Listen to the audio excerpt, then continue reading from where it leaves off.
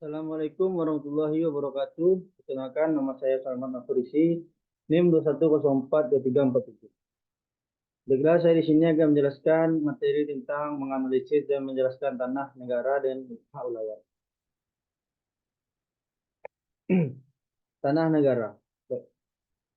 Tanah negara adalah tanah yang tidak dipunyai dengan sesuatu hak atas tanah sebagaimana dimaksud dalam pasal 16 Undang-Undang Nomor 5 Tahun 1960 tentang Peraturan Dasar Pokok-pokok Agraria, atau tidak merupakan tanah wilayah masyarakat hukum adat, tanah wakaf, barang milik negara, daerah, atau desa atau badan usaha milik negara, atau badan usaha milik daerah, dan tanah yang telah ada penguasaan dan belum dilekati dengan suatu hak atas tanah. Pengertian tanah negara menunjukkan pentingnya peran pemerintah dalam pengelolaan sumber daya tanah secara efisien, adil, dan berkelanjutan untuk kepentingan masyarakat secara keseluruhan. Oleh karena itu, pengelolaan tanah negara harus dilakukan dengan transparansi, akuntabilitas, dan memperhatikan kepentingan publik secara berkelanjutan lingkungan hidup. Definisi tanah negara juga digunakan dalam dua peraturan perundang-undangan, yaitu satu PP nomor 19 tahun 2021. Tanah negara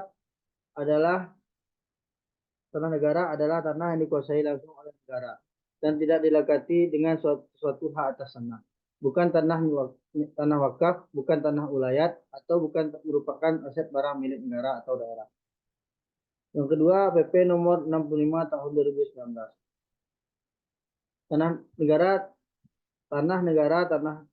tanah negara bebas yang selanjutnya disebut tanah negara adalah tanah yang belum dilekati hak atas tanah. Selanjutnya, analisis tentang tanah negara melibatkan pemahaman tentang peran, status hukum, pemanfaatan, serta potensi konflik yang terkait dengan tanah yang dimiliki oleh negara. Berikut adalah beberapa aspek penting dalam analisis tentang tanah negara. Pertama, peran dan status hukum. Tanah negara merupakan tanah yang dimiliki oleh negara dan dalam banyak kasus diatur oleh hukum agraria setempat.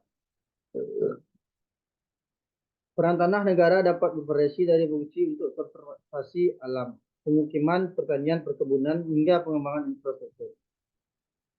Status hukum tanah negara dapat berbeda-beda di setiap negara, tetapi umumnya pemerintah memiliki kontrol penuh terhadap pengelolaan dan pemanfaatan tanah tersebut.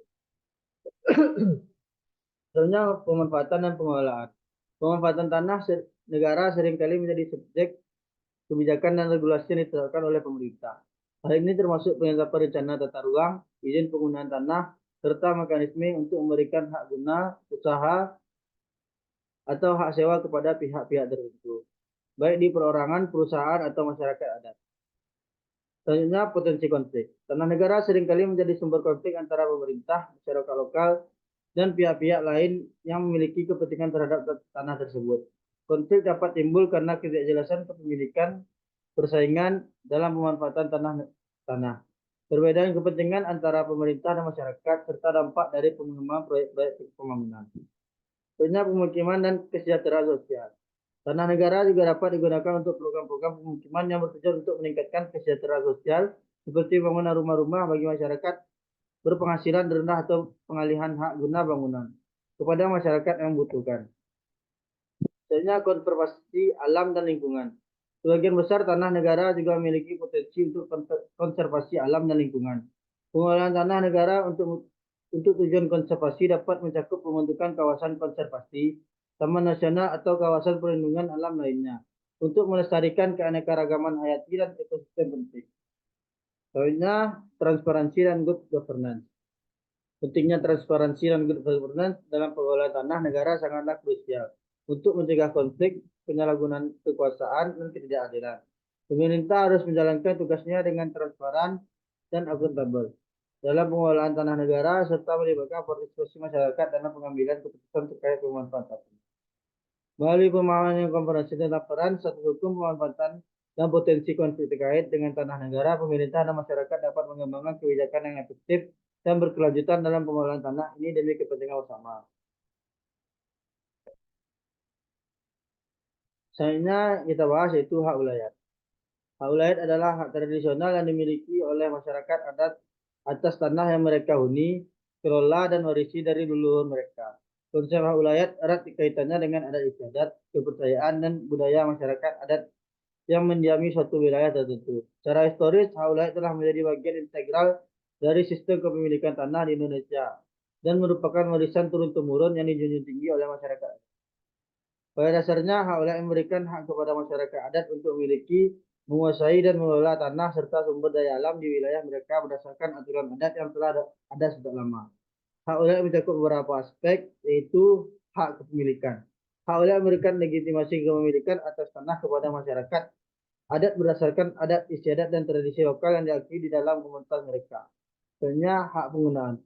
Masyarakat adat memiliki hak untuk menggunakan tanah tersebut sesuai dengan kebutuhan hidup dan kebudayaan mereka, termasuk untuk pertanian, perkebunan, pemukiman, serta penggunaan lainnya yang sesuai dengan tradisi mereka. Contohnya hak warisan. Hak wilayah juga merupakan hak warisan yang diwariskan dari generasi ke generasi dalam masyarakat adat, menjadikannya sebagai bagian penting dari identitas dan keberlanjutan budaya mereka. Selanjutnya, kewajiban dalam pengelolaan. Selain hak-haknya, masyarakat adat juga memiliki kewajiban untuk menjaga, melestarikan, dan mengelola tanah wilayah secara berkelanjutan sesuai dengan nilai-nilai adat dan kearifan lokal mereka. Contohnya keterkaitan budaya dan spiritual.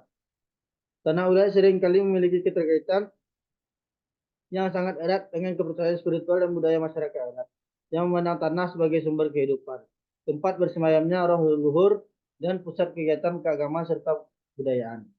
Selanjutnya, pengertian hak wilayah mencerminkan pentingnya pengakuan dan penghormatan terhadap tradisi, kepercayaan, dan kearifan lokal masyarakat adat dalam pengelolaan tanah dan sumber daya alam.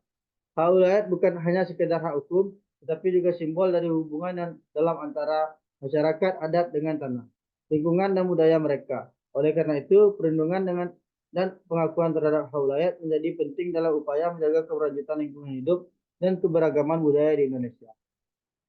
Jadi dapat saya sampaikan. Assalamualaikum warahmatullahi wabarakatuh.